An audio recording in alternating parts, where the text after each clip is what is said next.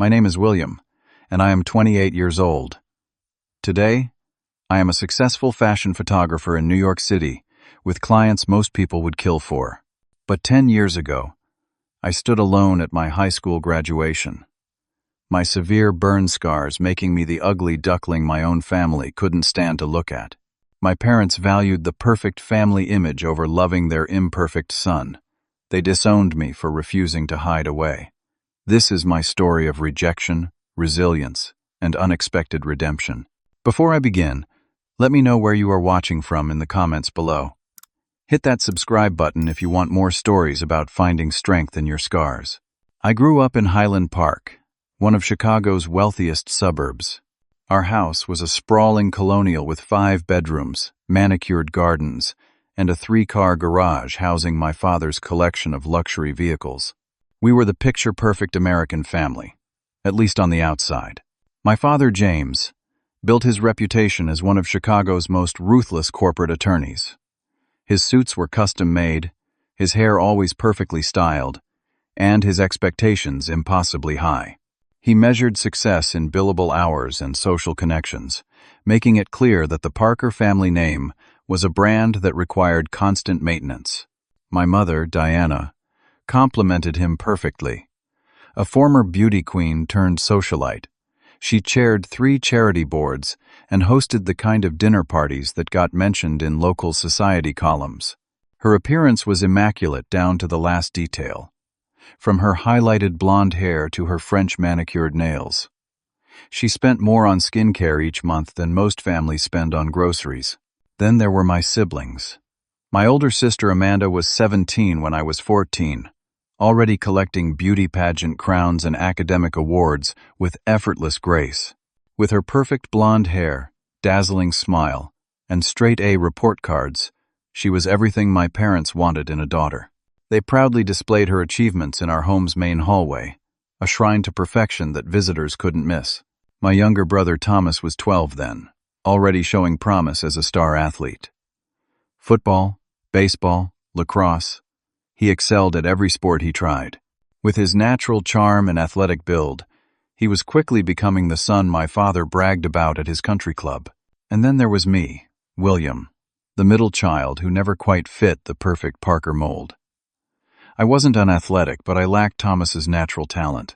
I wasn't unintelligent, but I couldn't match Amanda's academic prowess.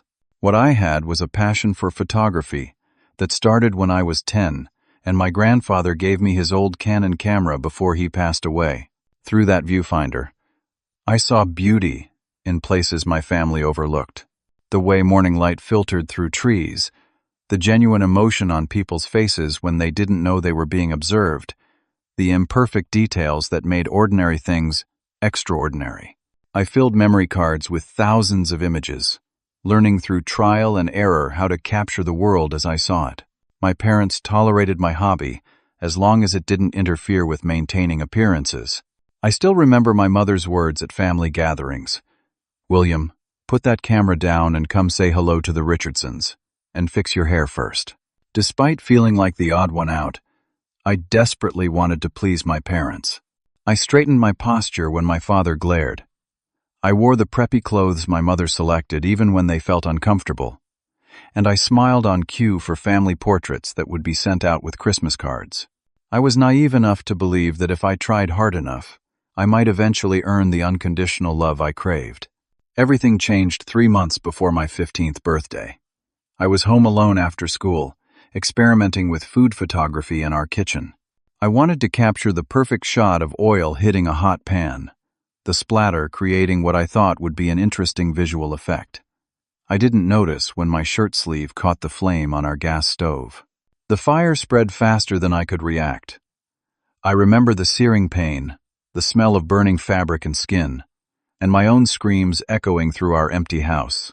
I managed to get to the sink and douse the flames, but by then, the damage was done. The left side of my face, neck, and upper chest were severely burned. A neighbor heard my screams and called 911. I spent the next 6 weeks in the burn unit of Chicago Memorial Hospital. My parents were there every day during my initial recovery, my mother crying silently in the corner of my hospital room, my father speaking in hushed tones with doctors about the best plastic surgeons in the country. "We'll fix this," he promised, squeezing my right hand, careful to avoid the IV lines. "Whatever it takes, whatever it costs, we'll make you look normal again." I believed him then. I had to. The alternative was too painful to consider. The next 3 years were a blur of surgeries, recovery periods, and disappointment. Despite consultations with specialists across the country and experimental procedures that cost more than a college education, the scarring remained significant. The left side of my face was a landscape of uneven skin, tight in some places and puckered in others. My left ear was partially deformed, and I couldn't fully close my left eye. Each time I returned home from a hospital stay, the atmosphere in our house had shifted subtly. Where once my room had been decorated with family photos, I noticed they were gradually disappearing, replaced with generic landscape prints. When I looked through recent family albums, I found fewer and fewer pictures, including me. The first major family event after my accident was my cousin Sophia's wedding. The morning of the ceremony, I put on the suit my mother had left on my bed and went downstairs, ready to leave with everyone. My father cleared his throat awkwardly when he saw me. "William, your mother and I have been thinking. These events can be exhausting with all the people and pictures. It might be better if you sit this one out." "But it's Sophia's wedding," I said, confused. "She's expecting me to be there." "We've already explained to Aunt Helen about your recovery," my mother interjected. "They understand completely." What they really understood, I realized later, was that my parents didn't want my scarred face ruining the wedding photos or becoming the subject of pitying whispers among their social circle. That was just the beginning.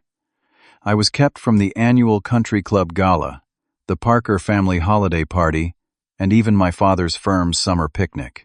Each exclusion was wrapped in the language of concern for my comfort, but the message became increasingly clear.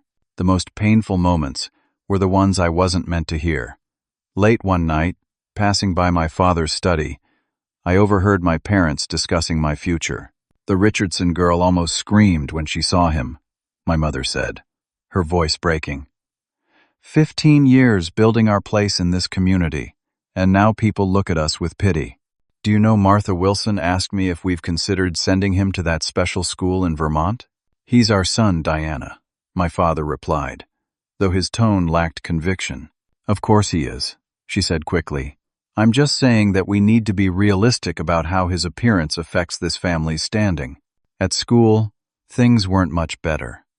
Many of my former friends drifted away, unsure how to act around me. Some kids were cruelly direct, calling me Freddy Krueger or Two-Face in the hallways. When I told my parents about the bullying, their response wasn't to defend me, but to suggest I try harder not to draw attention to myself. "Maybe if you stop taking those pictures of everyone," my father suggested. "It makes people uncomfortable, William, having you watch them through that camera." But photography had become more than a hobby now. It was my refuge. Behind the camera, I wasn't defined by my scars. Through my lens, I could still find and capture beauty, even as I felt increasingly removed from it. I focused on black and white portraiture, learning to use shadow and light to reveal character rather than mere appearance. One teacher, Mr. Harrison, recognized something in my work. He taught advanced photography and stayed after school to give me access to the darkroom where I could develop my film in peaceful solitude. "There's something powerful happening in your compositions, William," he told me, examining a portrait I'd taken of an elderly janitor. "You see past surfaces to something essential. That's rare. At home, my relationship with my siblings deteriorated as they took cues from our parents. Amanda, preparing for college, seemed embarrassed to introduce me to her friends. When her boyfriend came over for dinner, she gave me a pleading look. "Could you maybe eat in the kitchen tonight?" Jake gets squeamish easily, and I really like him. Thomas was less direct, but equally distant. Once my shadow and admirer, he now spent most of his time with his athletic friends, occasionally giving me an awkward nod in the school hallways, but rarely speaking to me at home. I threw myself into academics, hoping achievement might compensate for my altered appearance. I maintained a 4 gigapascals, joined the school newspaper as a photographer, and even won a regional prize for a photo essay on urban decay.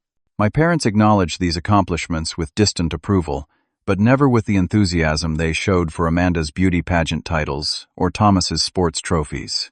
As senior year approached, I felt a growing anxiety about graduation. I knew there would be formal photos, a ceremony where I couldn't hide, and family celebrations where I would be the center of uncomfortable attention.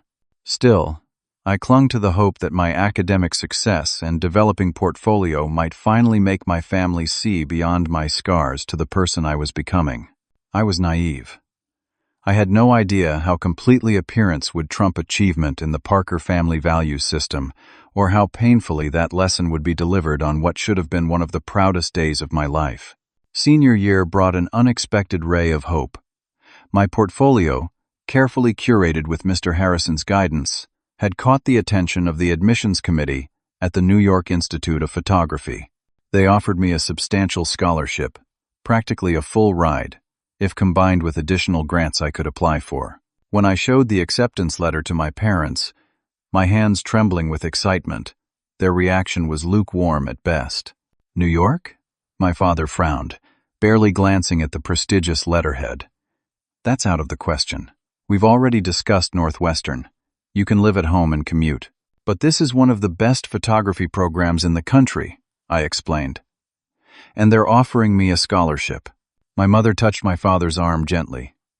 James, perhaps we should discuss this later. Amanda just called with news about her engagement ring. Apparently, Edward chose a 3-carat diamond. We should call to congratulate them. Just like that. My opportunity was overshadowed by my sister's engagement to her college boyfriend, the son of my father's law partner. The scholarship letter was left on the kitchen counter, forgotten amidst discussions of wedding venues and guest lists. As graduation day approached, my anxiety grew. I knew there would be formal photographs, and my parents had always been obsessive about documentation of milestone events. 3 days before the ceremony, my mother cornered me after dinner. I've scheduled an appointment with Dr. Myers tomorrow, she said, not quite meeting my eyes.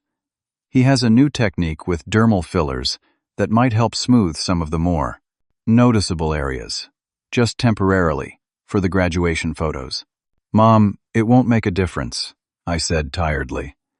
And I don't want to miss my last day of classes for another pointless procedure. It's not pointless, she snapped, her composure slipping. Do you think I enjoy having people stare at my son like he's some kind of... I'm trying to help you, William. Are you helping me, or are you helping yourself? I asked quietly. She left the room without answering. Graduation day arrived with perfect June weather. I put on the blue cap and gown, adjusting the cap to shadow my face as much as possible without being obvious.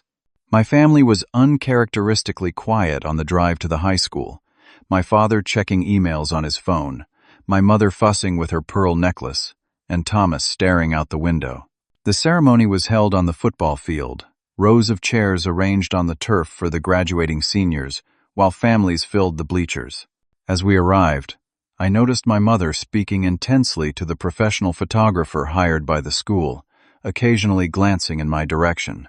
When it was time for the official class photograph before the ceremony, I took my assigned place in the back row. The photographer, a middle-aged man with a forced smile, looked uncomfortable as he approached me. "You're William Parker?" "Your mother mentioned. Perhaps you'd be more comfortable not being in the large group shot. We could do individual photos later." Before I could respond, the senior class president, Lucy Chen, interrupted. "That's ridiculous. William's part of our class. He belongs in the photo as much as anyone." She gave me an encouraging smile, one of the few genuine ones I'd received in years. The photographer retreated, but the damage was done. I stood in the back row, trying to maintain a neutral expression while feeling the weight of my mother's shame from across the field. After the ceremony, as families gathered for individual photos with their graduates, I searched for my parents in the crowd. I finally spotted them near the bleachers, my father deep in conversation with the photographer while my mother dabbed at her eyes with a tissue. I approached just in time to hear my father say, "Yes, we'll need individual shots of Amanda and Thomas with William, then the three of them without William, and finally a full family portrait with just the four of us." "Dad?" My voice came out smaller than I intended. "What's going on?" He turned, momentarily startled. "William, congratulations, son. Just making arrangements for photos. Your mother thought it would be nice to have some options." "Options?" I repeated. "You mean photos with and without the family embarrassment?" "Don't be dramatic," he said sharply.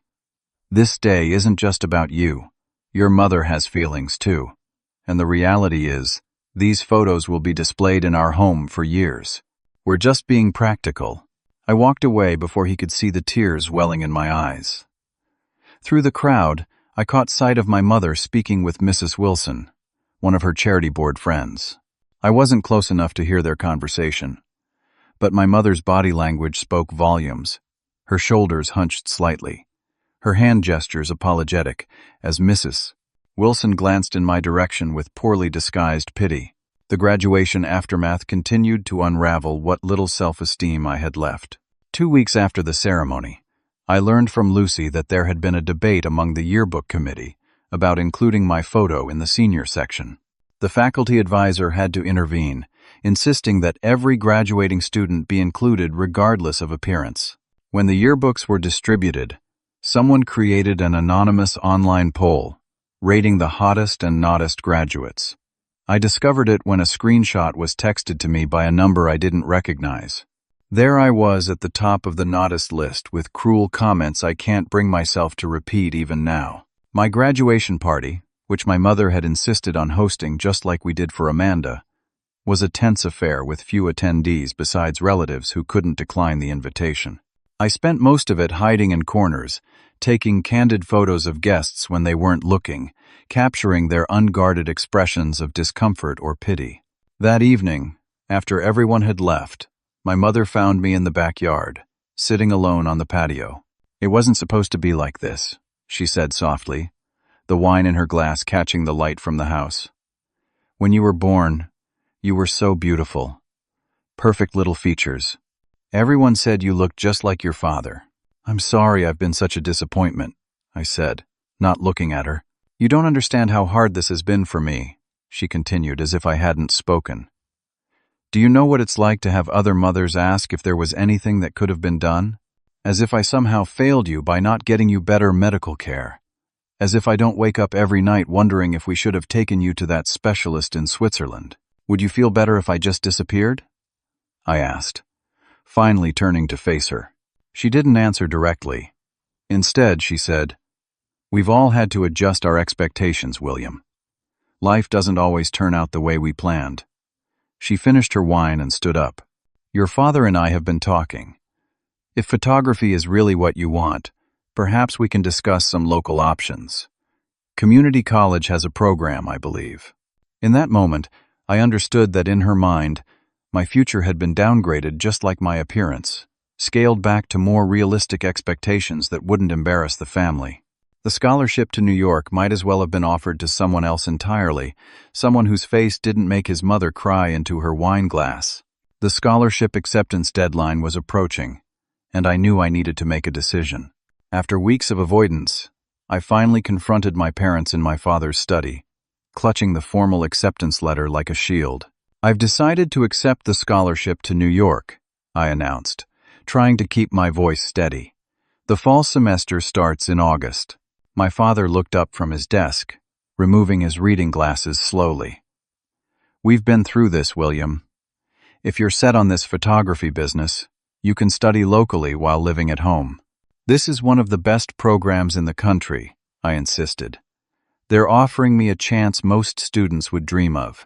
And who's going to look after you in New York?" My mother interjected from her place by the bookshelf. "You need ongoing medical care. You need family support." "I need to live my life," I said. "I can manage my own care. I've been researching doctors there." My father stood up, his patience visibly thinning. "This discussion is over.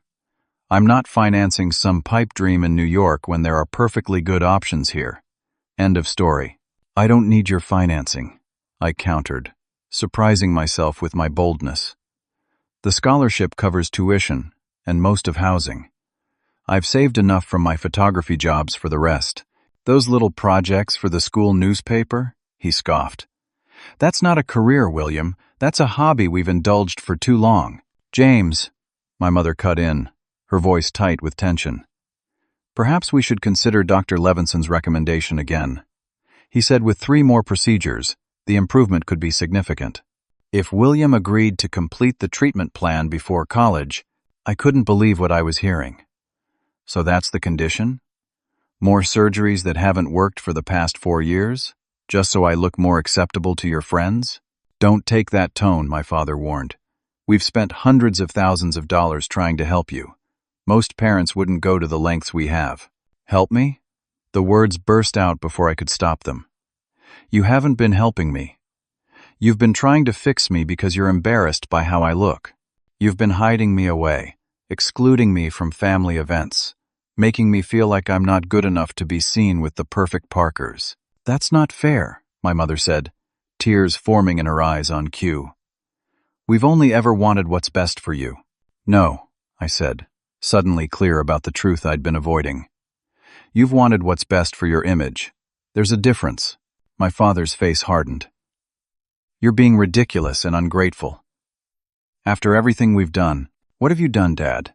Made me feel worthless because of something that wasn't my fault? Taught Amanda and Thomas to be ashamed of me? Let's be honest for once. The study door opened, and Amanda appeared, looking annoyed. Can you guys keep it down? Edward's parents are coming for dinner tomorrow, and I'm trying to plan the seating arrangement. Your brother has decided he's moving to New York, my father informed her. Apparently, he knows better than everyone else what's good for him. Amanda looked at me with a mixture of disbelief and irritation. Are you serious? You can barely order at a restaurant without the waiter staring. How are you going to function in New York? Her words stung more than I expected. I'll manage. Will you? She challenged. Because I'm getting married in 8 months, and I don't need your drama overshadowing my wedding. Edward's family is very traditional, and the photographer has already talked to me about special arrangements for the family photos. Special arrangements, I repeated dully. Like excluding me? Like making sure everyone looks their best, she corrected primly. It's my day, William. Everything needs to be perfect, and I'm not perfect enough to be in your wedding photos. Just say it.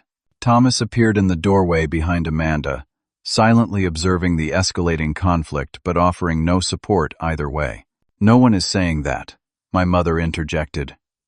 We're just trying to be realistic about the situation. The situation, I echoed. You mean my face? The way I look? The fact that I don't fit into this family's obsession with appearances? Enough! My father slammed his hand down on the desk. This ends now. William, you have a choice to make.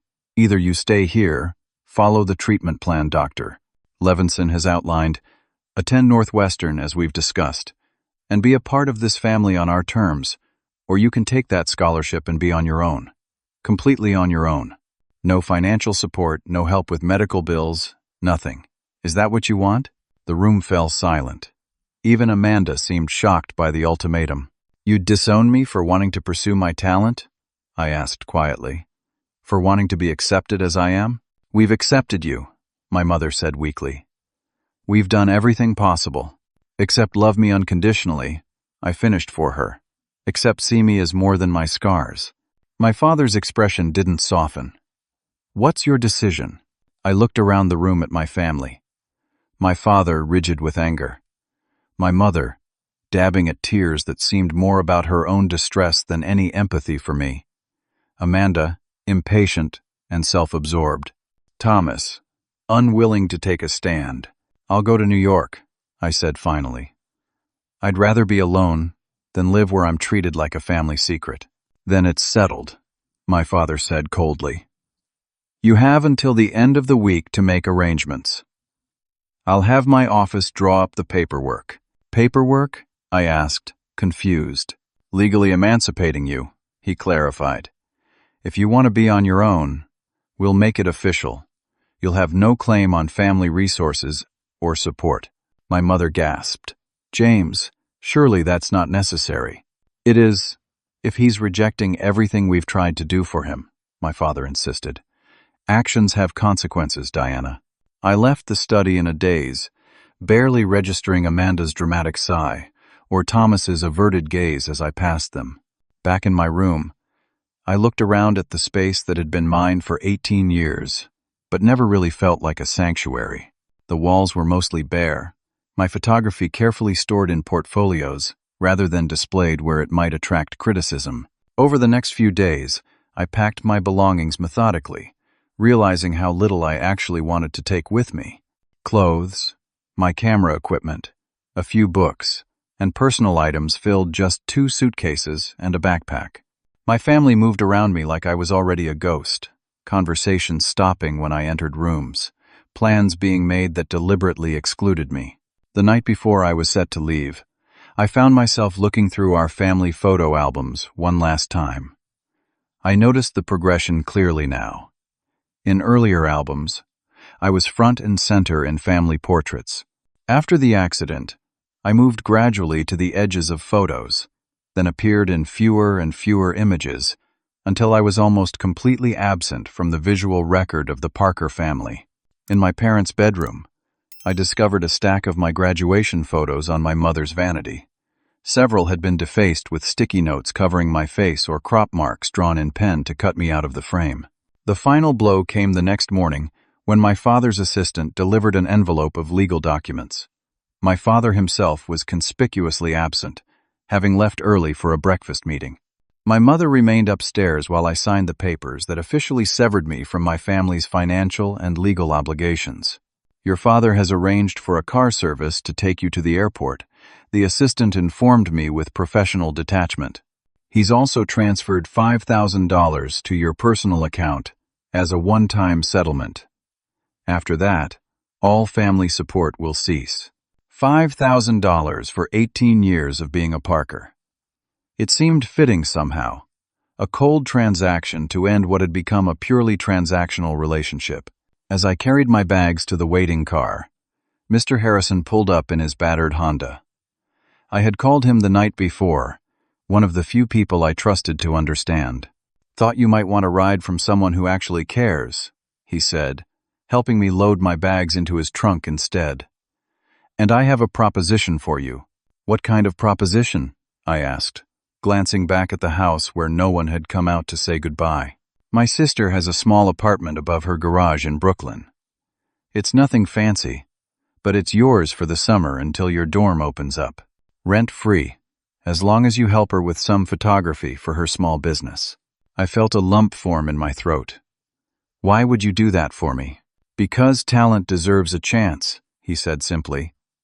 "And because sometimes the family we choose is more important than the one we're born into." As we drove away from the house I'd grown up in, I didn't look back. My phone remained silent. No messages from my parents, siblings, or extended family. I had been efficiently excised from the Parker family narrative. My presence now an inconvenient chapter they could pretend never existed. I was 18 years old, disfigured, disowned, and heading to New York with nothing but my camera and a dream my family had never believed in. I should have been terrified. Instead, beneath the pain of rejection, I felt something unexpected beginning to take root. Freedom. New York greeted me with indifference, a city too busy and diverse to care about one more scarred face in the crowd. I moved into the small apartment above Mr. Harrison's sister's garage in Brooklyn, grateful for the temporary haven while I prepared for school to start. The apartment was barely bigger than my bedroom back home, with just enough space for a twin bed, a small desk, and a kitchenette with a mini fridge. The bathroom was so tiny, I had to turn sideways to close the door. But it was mine, my first independent space, and I treasured the privacy it offered. Mr. Harrison's sister, Elaine, ran a small bakery specializing in artisanal breads and pastries. True to our arrangement, I helped her create a portfolio of professional food photography for her website and social media. The work was straightforward but satisfying, and Elaine never flinched or averted her gaze when looking at me, a simple courtesy that I had learned to appreciate. When August arrived, I moved into the dormitory at the New York Institute of Photography. My roommate, Jordan, was a tall, lanky guy from Seattle with an interest in street photography and a casual attitude that put me at ease immediately. "Dude, that's a wicked scar," were his first words to me. "Bet there's a story there." "Kitchen fire when I was 14, I replied, bracing for the usual awkward sympathy. "That's rough," he said, then immediately moved on. "Hey, I claimed the left side of the room. Hope that's cool. There's better light for your desk on the right anyway." And just like that, we were roommates, my scarring acknowledged and then rendered irrelevant by Jordan's easy acceptance. It was the first hint that life in New York might offer something my hometown never had, the chance to be defined by something other than my appearance. The scholarship covered most of my expenses, but textbooks, photography supplies, and living costs in one of the world's most expensive cities quickly depleted my limited funds. By October, I was working 3 part-time jobs: morning shifts at a coffee shop near campus, weekend hours as a photography assistant for a wedding photographer, and night shifts stocking shelves at a grocery store. Between work and classes, I averaged 4 hours of sleep most nights. My hands developed calluses from carrying heavy equipment and boxes. My eyes were perpetually ringed with dark circles, and I lost weight I couldn't afford to lose. But for the first time in years, I was being evaluated on my work ethic and talents rather than my appearance. My professors recognized something distinctive in my photographic style. Where other students focused on technical perfection or trendy aesthetics, I gravitated toward subjects that revealed beauty in unexpected places. Weathered faces of elderly immigrants in Chinatown, abandoned buildings with stories etched in their decay, close-ups of hands that had worked hard all their lives. These became my signature subjects. "You have a gift for finding dignity in subjects others might overlook," my portrait photography professor told me during a portfolio review. "There's empathy in your work, but no pity. That's rare." During my second semester, I took a risk and organized a small exhibition in the school's student gallery. I titled it Visible, featuring portraits of people with various physical differences: birthmarks, scars, amputations, skin conditions. Instead of hiding or minimizing these features, I highlighted them through composition and lighting, presenting them as distinctive elements of beauty rather than flaws to overcome. The exhibition created a minor buzz on campus, even getting a mention in a local arts blog. More importantly, it connected me with a community of people who understood what it meant to navigate the world with an appearance that didn't fit conventional standards. Many became friends, some became subjects for ongoing projects, and all helped me begin the slow process of rebuilding my sense of self-worth. Dating proved more challenging. During my second year, I met Stephanie in a digital media class. Smart, creative, and seemingly unfazed by my appearance, she agreed to have coffee with me after we'd worked together on a project. Coffee led to dinner, dinner led to movies, and for a brief period, I allowed myself to believe that romantic connection might be possible for me. 3 months in, Stephanie invited me to her cousin's wedding as her date. The night before the event, she called me, her voice tight with tension. "William, I'm sorry, but I think it would be better if you didn't come tomorrow." "What? Why?" I asked, confused by the sudden change. "My aunt saw your picture on my Instagram and she asked me not to bring you. She said it would distract from the bride." She paused, then added weakly, "I told her that was ridiculous, but it's her daughter's wedding, and I can't exactly fight with her about it." "So you're uninviting me because of how I look," I said flatly. "It's not me, it's my family," she insisted. "They're just old-fashioned and they don't want a monster in the wedding photos," I finished bitterly. "I never said that. Don't put words in my mouth. You didn't have to say it. I've heard it all before." We broke up the next day. Stephanie claimed it was because of my bitterness and inability to understand her position, but we both knew the truth. She wasn't willing to stand up for me, to challenge the idea that my appearance made me less worthy of inclusion. The familiar rejection reopened wounds I thought had begun to heal, sending me into a spiral of self-doubt and isolation. For weeks, I withdrew from everything except classes and work, avoiding social events and turning down invitations from Jordan and other friends. Photography became my lifeline again. Behind the camera, I could disappear, becoming an observer rather than the observed. I channeled my pain into a new series of self-portraits, raw and unflinching, documenting my scars in harsh light and extreme close-up. It was therapy through exposure, forcing myself to confront and capture the very features that had caused my family to reject me. My professor encouraged me to submit the series to a student competition focused on identity and self-representation. To my shock, I won first place, which included a small cash prize and publication in a digital arts magazine. The recognition marked a turning point. Gradually, I began to understand that my perspective as a photographer was uniquely valuable precisely because of my experiences. I saw beauty differently because I had been excluded from conventional definitions of it. I recognized dignity in the overlooked because I knew what it meant to be dismissed based on appearance. By the end of my third year, I had developed a distinctive artistic voice. My work became more confident, more deliberately focused on challenging perceptions of beauty, identity, and worth. I still struggled financially, still worked multiple jobs to make ends meet, but I no longer questioned whether I belonged in the world of professional photography. Throughout those years, I had no contact with my family. Occasionally, through social media, I glimpsed fragments of their lives continuing without me.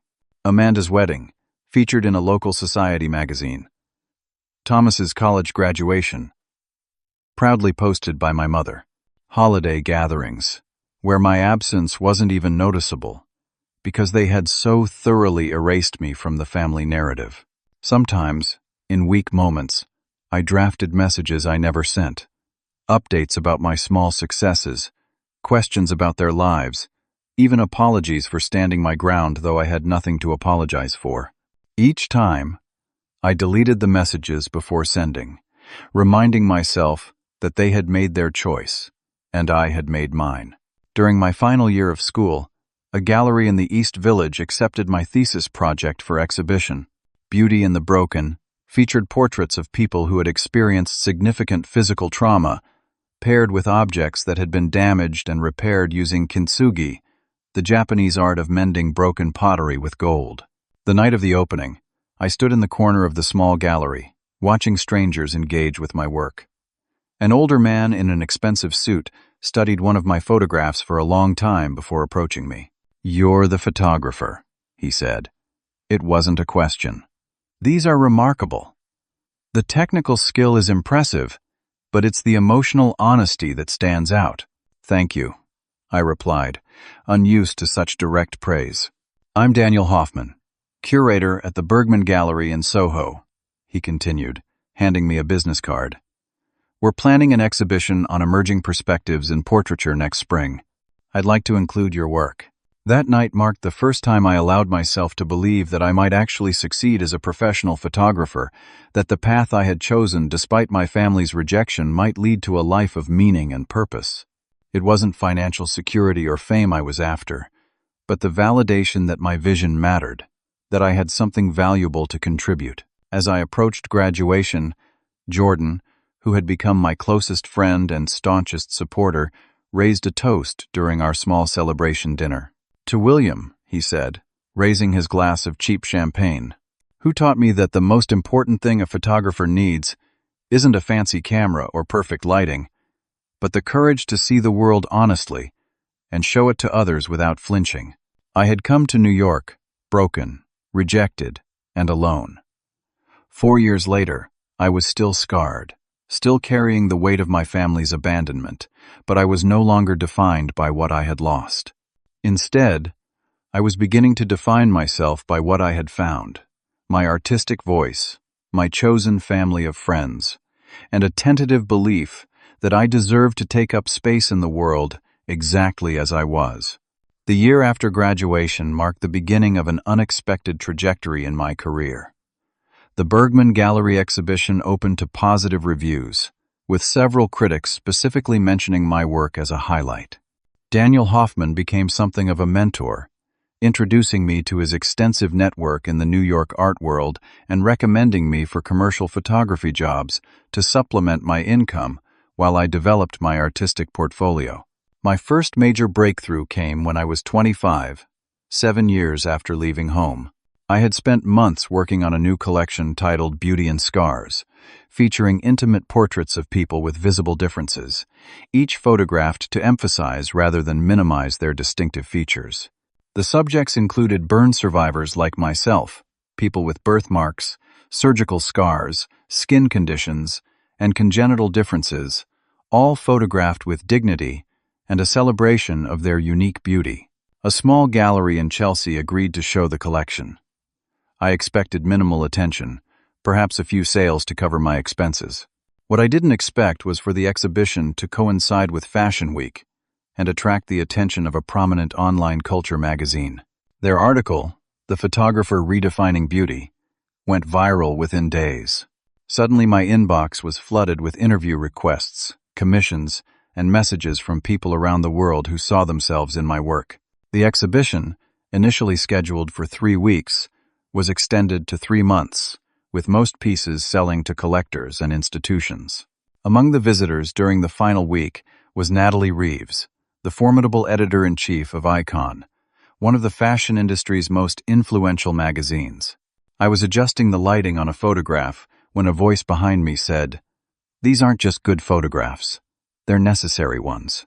I turned to find a woman in her 50s with striking silver hair and penetrating eyes studying me with frank assessment. "Thank you," I replied, recognizing her immediately but trying not to appear starstruck.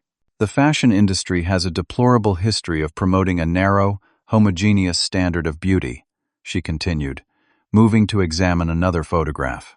"We talk about diversity and inclusion, but it's mostly performative. Your work directly challenges that in ways that make people genuinely uncomfortable, which is exactly what we need." She handed me her card, with an actual phone number handwritten on the back. "Call my office on Monday. I have a proposition for you." That proposition changed everything. Natalie wanted me to shoot a feature for Icon's September issue, traditionally their most important edition of the year. The concept: a series on authentic beauty featuring models with various visible differences who had been historically excluded from high-fashion photography. "I don't want inspiration porn," Natalie clarified during our planning meeting. "No soft focus, no pity angles, none of that brave survivor narrative. I want fashion photography that happens to feature models who don't fit conventional standards. I want their differences to be present, but not the point. Can you do that?" "That's exactly what my work is about," I assured her. "Seeing the person, not just their appearance, but not pretending the appearance isn't part of who they are." The Icon feature was a risk for a mainstream fashion magazine, but it generated exactly the kind of conversation Natalie had hoped for. Letters and emails poured in from readers who felt seen for the first time in a glossy magazine context. Industry insiders debated whether it was a meaningful shift or a one-off stunt. Most importantly, other publications and brands began to take notice. Within months, I was fielding offers from major fashion and beauty brands, wanting to incorporate more diverse representation in their campaigns. I accepted selectively, turning down anything that felt exploitative or inauthentic. My reputation grew not just for the quality of my photography, but for my principled approach to representation. By 27, I had shot covers for 3 major magazines, been featured in a PBS documentary on changing standards of beauty in media, and established my own studio in a converted warehouse in Brooklyn. I hired 2 assistants, both former subjects from my early portrait series, and created a working environment where diversity was the norm rather than the exception. Financial success followed artistic recognition. For the first time in my life, I wasn't struggling to make rent or choosing between camera equipment and groceries. I bought my first apartment, a modest but beautiful space in Williamsburg, with large windows that bathed the rooms in natural light and enough wall space to properly display photography I admired, including works by photographers who had influenced my development. The pinnacle of this phase of my career came when Vision magazine featured me on their cover, along with a 12-page spread about my journey and work.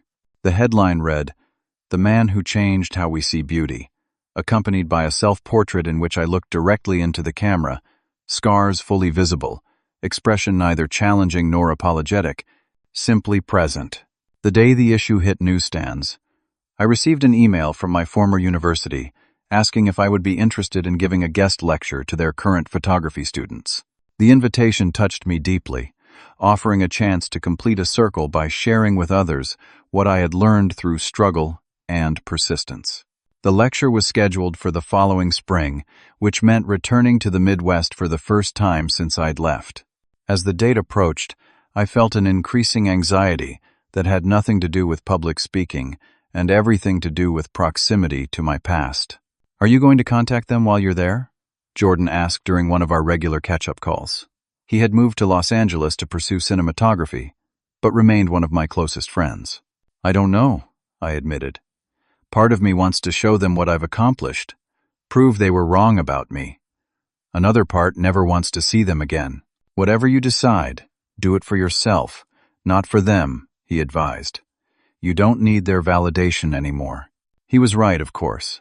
But that didn't stop me from searching online for updates about my family as my trip approached. My father's law firm website showed him now as a senior partner, his biography mentioning his wife and 2 children, Amanda and Thomas. My digital erasure was complete. Amanda's social media revealed she had 2 children now. Her life a carefully curated display of family perfection that echoed our parents' approach. Thomas had followed our father into law, joining the same firm after graduating from Northwestern.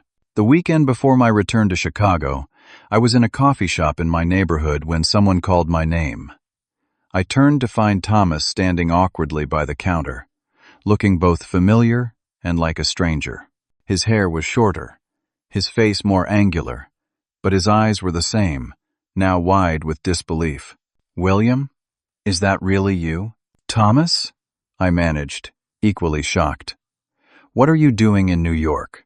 "Conference for work," he explained. "I was just grabbing coffee before heading to the airport. I saw you and thought I was imagining things." We stood in awkward silence, 10 years of absence stretching between us. "Do you have a minute to sit?" he finally asked. We found a table in the corner, both of us clutching our coffee cups like lifelines. "I've seen your work," he said after a moment. "The Vision cover, some of your exhibitions. You're doing really well." "Yes," I acknowledged, unsure what else to say. "And you're a lawyer now." Following in Dad's footsteps, he confirmed with a smile that didn't quite reach his eyes. The path of least resistance. Another silence fell. I studied my younger brother, now a man approaching 30, dressed in an expensive suit that couldn't quite conceal the tension in his shoulders. "They never talk about you," he finally said, his voice lower. "Your name is basically forbidden in the house. But I've followed your career online. I've wanted to reach out so many times. Why didn't you?" The question held no accusation, just genuine curiosity. "Cowardice," he admitted simply. "Fear of Dad's reaction. Fear of being cut off too. I'm not as brave as you were." His honesty surprised me. The Thomas I remembered had been quiet, conforming. The perfect son who never challenged our parents' values. "I'm coming to Chicago next week," I told him impulsively. "Guest lecture at the university." "Really?" His eyes widened. "Are you going to contact Mom and Dad?" "I hadn't decided," I said truthfully. "Would they even want to hear from me?" Thomas hesitated. "Things have changed since you left. Amanda's oldest, Sophia, was born with a port wine birthmark covering half her face. It's been educational for the family, especially Mom." I absorbed this information, trying to imagine my perfect sister with a child who didn't fit the Parker ideal of flawless appearance. "I have an exhibition opening in Chicago in 2 months," I found myself saying, "at the Pearson Gallery. My first major show in the Midwest." I hadn't planned to tell him this, hadn't even decided whether to send invitations to my family. "The exhibition," titled Homecoming, would feature my most personal work yet, including pieces that directly addressed family rejection and acceptance. "Would you come?" I asked, surprising myself again. "To the opening?" Thomas nodded slowly. "Yes, and would it be okay if I told the others? Not promising they'll come, but tell them," I said, making the decision in that moment. "The invitation is open." As we parted outside the coffee shop, Thomas hesitated, then pulled me into an awkward hug. "I'm sorry, William, for not standing up for you back then, for not being the brother you deserved." I returned the hug briefly, then stepped back. We were all young. Making different choices now is what matters. On the plane to Chicago the following week, I thought about that chance encounter and what it might mean. I had no expectations of reconciliation with my parents. No fantasy of a tearful reunion where all past hurts were magically healed. But something had shifted inside me. A willingness to at least open a door that had been firmly closed for a decade. The lecture at the university went well, with students eager to hear about my unconventional path and approach to photography. Afterward, walking through the familiar Midwest landscape with its wide streets and open skies, I felt both connected to and distant from my past. This place had shaped me, had wounded me, but no longer defined me. In the 2 months leading up to my Chicago exhibition, I threw myself into final preparations, selecting and sequencing images, writing artist statements, and coordinating with the gallery staff. I sent formal invitations to my parents, Amanda and Thomas, not allowing myself to dwell on whether they would come. The night before I flew back to Chicago for the opening, I received a text from Thomas. "We'll all be there tomorrow. All of us." I stared at those words for a long time, feeling a complex mix of anxiety, hope, and resolve. Whatever happened at the gallery, I would be meeting my family not as the rejected, scarred son desperate for approval, but as William Parker, the photographer who had built a life and career on his own terms. The man who had finally learned to see beauty in what others had taught him to view as broken, including himself. The Pearson Gallery was Chicago's most prestigious space for contemporary photography, its white walls and soaring ceilings, providing the perfect backdrop for the 40 pieces I had selected for Homecoming. 2 hours before the official opening, I walked through the empty gallery, making final adjustments to lighting and mentally preparing for what promised to be the most personally challenging exhibition of my career. Chicago's leading art critics and cultural journalists would be attending, along with collectors and photography enthusiasts. But it was the potential presence of 4 specific people that had my stomach in knots. The Chicago Tribune reporter is asking for a pre-opening interview, my assistant Layla informed me, tablet in hand. And the gallery says we're expecting over 300 guests. "Tell her I'll speak with her in 20 minutes, I replied, still adjusting the spotlight on a central piece, a diptych juxtaposing my high school graduation photo with a recent self-portrait. The exhibition catalog described it as then and now, but I privately thought of it as the photo they tried to hide and the man who refused to be hidden. The evening unfolded in a blur of introductions, congratulations, and questions from reporters. The gallery filled quickly, the crowd a mix of Chicago's art community, former professors, and people who had learned about my work through social media and press coverage. I moved through the space on autopilot, discussing my artistic process and the themes of the exhibition, while one part of my mind remained alert for the arrival of my family. They came an hour after the opening, entering together like a united front. My father, now in his 60s, his hair more gray than brown, still carried himself with the same authoritative posture. My mother beside him appeared thinner, more fragile than I remembered, though her clothing and jewelry were as impeccable as ever. Amanda, elegant in a simple black dress, held the hand of a young girl whose face confirmed what Thomas had told me. A port wine birthmark covered her left cheek and part of her forehead. Thomas walked slightly behind them, making eye contact with me across the room and giving a small nod of encouragement. The gallery director noticed their arrival and started to approach them, but I touched her arm gently. "I'll handle this group personally," I said quietly. then made my way across the crowded room. 10 years dissolved into a moment of suspended time as I stood face to face with my parents. My father extended his hand formally, as if meeting a business associate. "William," he said, his voice betraying more emotion than his expression. "Congratulations on your success." I shook his hand briefly, then turned to my mother, who was openly studying my face, her eyes taking in the scarring that had changed little over the years. "The exhibition is lovely," she offered, her voice wavering slightly. "We've been reading about your work." "Thank you for coming," I replied, unsure what else to say to these people who had once been the center of my world and then willingly excised me from theirs. Amanda stepped forward, gently urging the little girl beside her. "William, this is Sophia, my daughter.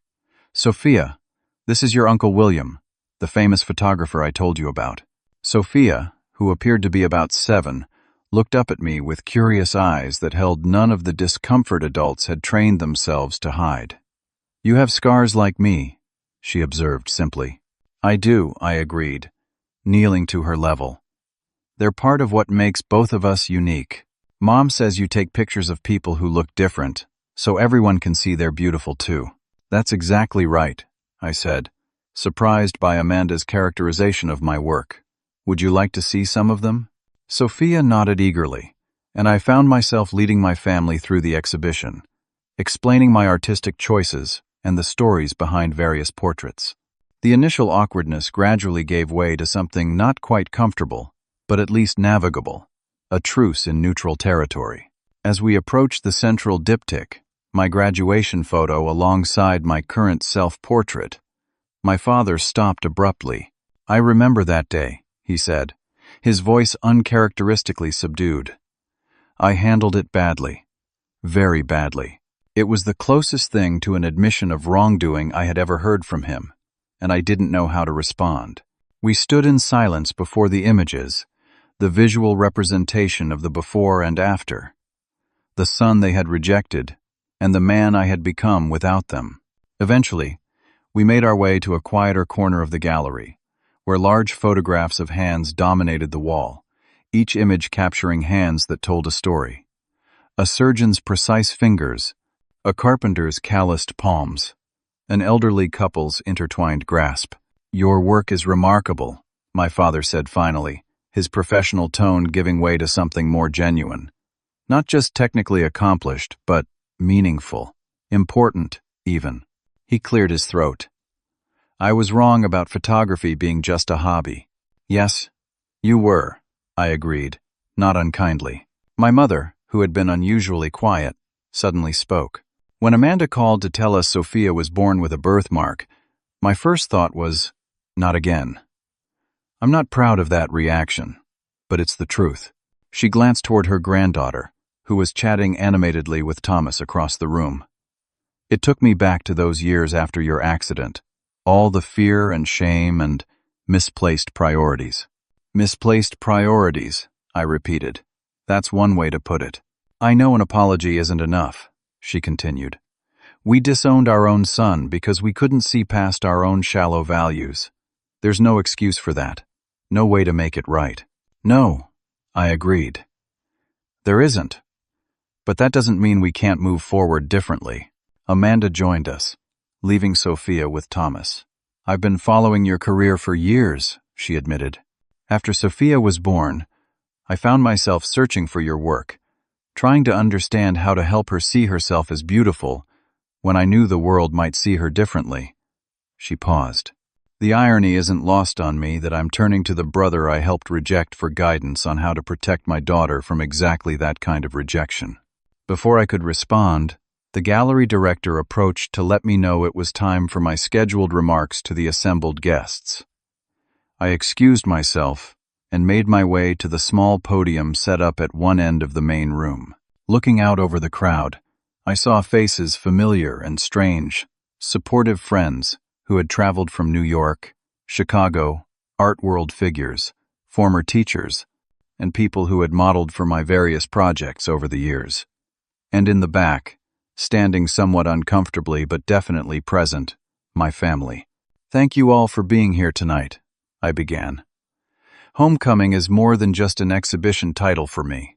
It represents a personal and professional journey that has taken me from Chicago to New York and back again, from rejection to self-acceptance, from conventional standards of beauty to a more inclusive and honest vision.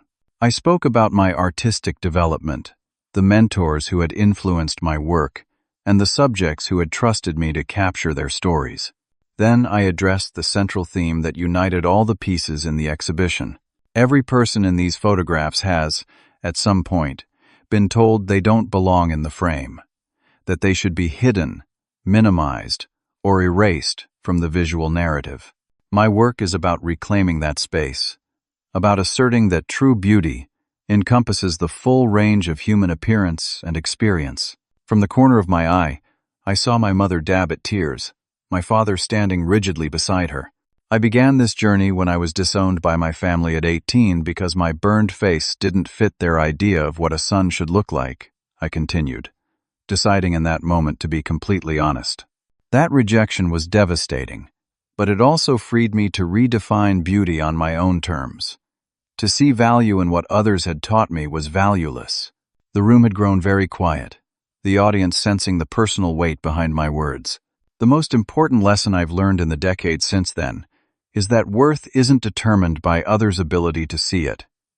It exists independently of external validation. My scars aren't flaws to be fixed or hidden. They're part of the unique perspective that informs my work and my life.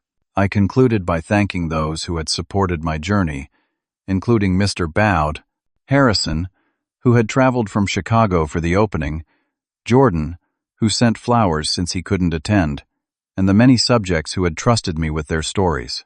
Photography is about seeing deeply, beyond surface appearances to essential truths. My hope is that these images might help all of us look more compassionately at ourselves and others, recognizing beauty in its infinite and unconventional forms. The applause was warm and sustained. As people resumed viewing the exhibition, my family approached hesitantly. My father appeared unusually subdued, my mother openly emotional. "Your speech was powerful," my father said. "You've built something remarkable, William, completely on your own merit. I can acknowledge now that takes a kind of courage I'm not sure I possess." "We've missed so much," my mother added, her voice breaking. 10 years of your life, all your accomplishments, the person you've become. That was your choice," I reminded her. Not harshly, but truthfully. "It was," she agreed. "The worst choice we ever made." Amanda stepped forward. "Sophia adores your photographs. She told me she wants to be a photographer when she grows up so she can show people how to see properly." She smiled sadly. "She's getting better lessons about what really matters than I ever did growing up." Thomas, who had been quiet throughout most of the evening, finally spoke. "Is there any possibility of—" "I don't want to say starting over, because we can't erase what happened. But maybe building something new, on different terms?" I considered his question carefully. The past decade had taught me to protect myself, to value my own well-being above maintaining relationships with people who couldn't accept me as I was. But it had also taught me about the power of transformation, about how people and perspectives could change when confronted with their own contradictions. "I'm open to trying," I said finally, "but I need you all to understand that I won't compromise myself or my values to fit into anyone else's idea of family. I won't hide my scars or pretend the past didn't happen." "We wouldn't ask that," my father said, with a certainty that surprised me. "Your work, your life, has proven the emptiness of the values we prioritized. If anything, we need to adapt to yours." As the evening continued, we navigated this new terrain cautiously. There were awkward pauses, painful memories referenced obliquely, and moments of unexpected connection. When it was time to leave, my mother hesitated, then asked if I would consider having dinner with them the following evening before my flight back to New York. "Sophia would love to show you her photography," Amanda added. "She's been taking pictures with an old digital camera Thomas gave her." I agreed, not out of obligation but curiosity about this new version of my family, particularly the niece, who seemed to be catalyzing their evolution. The dinner the following night was tentative, but not hostile. In my parents' home, I noticed subtle changes. The formal family portraits that had once dominated the entry hall had been replaced by more candid images, including several featuring Sophia, her birthmark clearly visible and unedited. Most surprisingly, in my father's study, now hung a print from my first major exhibition, purchased anonymously 3 years earlier. When I commented on it, he admitted quietly, "I've followed your career from the beginning. Pride battled with shame for a long time, William. Pride in what you were accomplishing. Shame in how we had treated you. Pride eventually won. Over the next year, we established a cautious reconnection. Monthly phone calls. Occasional visits when work brought me to Chicago. A somewhat awkward, but genuine invitation to spend Christmas with them, which I accepted with both trepidation and hope. The healing wasn't instant or complete. Sometimes old patterns would emerge, triggering defensive responses on both sides. But there was effort now, and a willingness to acknowledge past wrongs rather than pretend they hadn't occurred. 2 years after that first reunion at the gallery, I launched the Parker Foundation for Arts Accessibility, providing scholarships and mentorship for young artists with visible differences. To my surprise, my father offered both legal assistance in establishing the foundation and a substantial initial donation. "It's not atonement," he clarified when I asked about his motives. "That would be too simple, too transactional. It's recognition of the value in what you're building, and maybe a way to be part of something better than what I helped create before." Today, at 28, I look at my life with a sense of wonder at its unexpected trajectory. The scars that once defined me as an outcast have become integral to my artistic identity and success. The rejection that once devastated me ultimately freed me to create a life authentic to my values rather than someone else's expectations. My relationship with my family continues to evolve, sometimes painfully, sometimes with surprising moments of connection. We will never be the perfect Parker family from my childhood, and that's ultimately for the best. We are instead becoming something more honest, more humane, and more genuinely supportive. The most profound lesson in all of this is that true beauty exists not in perfection, but in authenticity, not in flawlessness, but in character revealed through challenge. Our scars, whether visible or hidden, don't diminish our worth. They are evidence of our capacity to survive, adapt, and ultimately thrive. Have you ever had to redefine family on your own terms? I'd love to hear your stories in the comments below. If this journey resonated with you, please hit the like button and subscribe for more stories of resilience and transformation. Thank you for joining me today. And remember, the most powerful act of courage is sometimes simply being exactly who you are, unapologetically and without shame.